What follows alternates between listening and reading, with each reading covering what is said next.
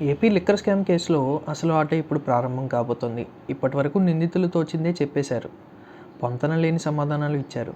కొన్నింటికి తెలివైన సమాధానాలు ఇచ్చామని సంబరపడిపోయారు. కానీ అసలు కథ ఇప్పుడు మొదలు కాబోతోంది. లిక్కర్ కేసులో రాజ్ కైసిరెడ్డి, ధనుంజయ రెడ్డి, కృష్ణమోహన్ రెడ్డి, బాలాజీ గోవిందప్పలను అరెస్ట్ చేసిన సిట్ అధికారులు విచారిస్తున్నారు. ఇప్పటివరకు ఈ విచారణలో విలువైన సమాచారాన్ని సేకరించగా కొన్ని అంశాలపై ఈ నలుగురు పొంతన కుదరని విధంగా సమాధానం ఇచ్చారని ప్రచారం జరుగుతోంది. అసలు వాస్తవాలను ముందుంచి నిందితుల నుంచి మరింత సమాచారం రాబట్టే దిశగా సిట్ సమాయత్తమవుతోంది. రాజ్ కేసిరెడ్డి, బాలాజీ గోవిందప్ప, ధనుంజయ రెడ్డి, కృష్ణమోహన్ రెడ్డిలను కలిపి విచారించాలని విజయవాడ ఏసీబీ కోర్టులో సిట్ అధికారులు పిటిషన్ దాఖలు చేశారు. ఈ పిటిషన్పై మంగళవారం విచారణ జరిగే అవకాశం ఉంది.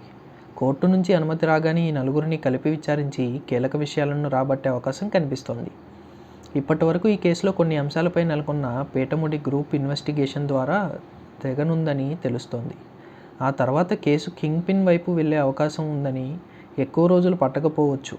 దీంతో ఈ కేసులో గ్రూప్ ఇన్వెస్టిగేషన్ను కీలక మలుపుగా చెప్పొచ్చు. మరోవైపు 2022 మార్చిలో జంగారెడ్డిగూడెం కల్తీ నాటుసారా చావులపై నాడు జగన్ సర్కారు ధోరణి.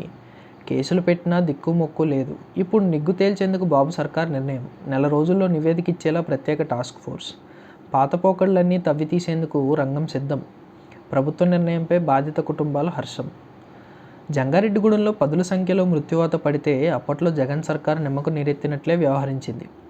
వరుసగా కల్తీ నాటుసారా తాగి చనిపోతున్నారని గొల్లుమంటే అబ్బెబ్బే ఈ చావులన్నీ సాధారణమే అన్నారు. అసలు సారా తయారీ కావడం లేదని బొంకారు. అక్కడక్కడ ఆగ్రహంతో ఊగిపోతున్న వారిని అప్పటికప్పుడు మేనేజ్ చేశారు. కల్తీ సారా కారణంగానే పదుల సంఖ్యలో జనం చనిపోయారని మిగతా పక్షాలు పేర్కొంటే శవరాజకీయం అంటూ కొట్టిపారేశారు. స్టేషన్ల వరకు వెళ్ళి కేసులు పెడతామని ప్రయత్నిస్తే కాదు పొమ్మన్నారు.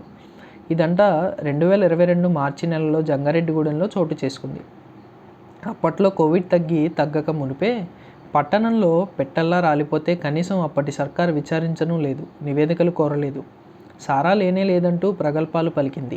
కేవలం తమ వారు ఎందుకు చనిపోతున్నారో తేల్చాలని ఎవరైనా డిమాండ్ చేసినా కాదు పొమ్మన్నారు. ఇప్పుడు అధికారంలో ఉన్న తెలుగుదేశం ప్రభుత్వానికి ఆనాటి స్థితిగతులపై కొందరు ఫిర్యాదు చేశారు. అప్పట్లో తాము ఫిర్యాదు చేసిన విచారించలేదని విషయాన్ని ప్రభుత్వం దృష్టికి తీసుకువెళ్లారు. ఉన్నత స్థాయిలో ఇప్పుడు కదలిక వచ్చింది. అప్పట్లో జరిగిన పరిణామాలపై ఇప్పుడు నిగ్గు తేల్చేందుకు సిద్ధమయ్యారు. నెల రోజుల్లోపే తగిన నివేదికను రాబట్టబోతున్నారు. మృతుల కుటుంబాలకు అండగా ఆనాడు కుటుంబ పెద్దగా కుప్పకూలిన కనీసం అంత్యక్రియలకు ఎవరూ ముందుకు రాలేకపోయారు. ఆనాడు ఉన్న జగన్ ప్రభుత్వంలో పెద్దలకు భయపడే ఎవరూ నోరెత్తలేకపోయారు. కనీసం ఇదేమి అన్యాయమని ప్రశ్నించేందుకు సాహసించలేకపోయారు.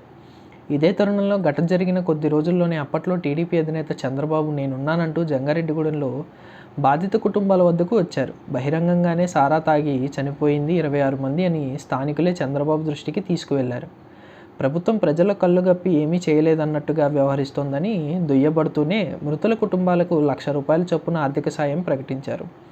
పేద వర్గాలతో జగన్ సర్కార్ ఆటలాడుకుంటున్న తీరును ఆయన తప్పుబట్టారు. ఇప్పుడు తాజాగా ప్రభుత్వానికి అందిన ఫిర్యాదు మేరకు మరోమారు టీడీపీ ప్రభుత్వం కార్యాంగంలోకి దిగింది. ప్రత్యేక టాస్క్ ఫోర్స్ను ఏర్పాటు చేసింది. 2022 మార్చిలో చనిపోయిన వారంతా ఏ కారణాలతో మృతి చెందారో నిగ్గు తేల్చేందుకు ఉత్తర్వులు ఇచ్చారు. దీంతో మృతుల కుటుంబాల్లోనూ కొంతమేర సంతృప్తి వ్యక్తమవుతోంది. ఘటన జరిగి 3 ఏళ్లు కావస్తున్నా తమకు అందిన ఫిర్యాదు మేరకే ప్రభుత్వం స్పందించడం మరో విశేషం. ప్రభుత్వ నిర్ణయాన్ని బాధిత కుటుంబాలు స్వాగతించాయి.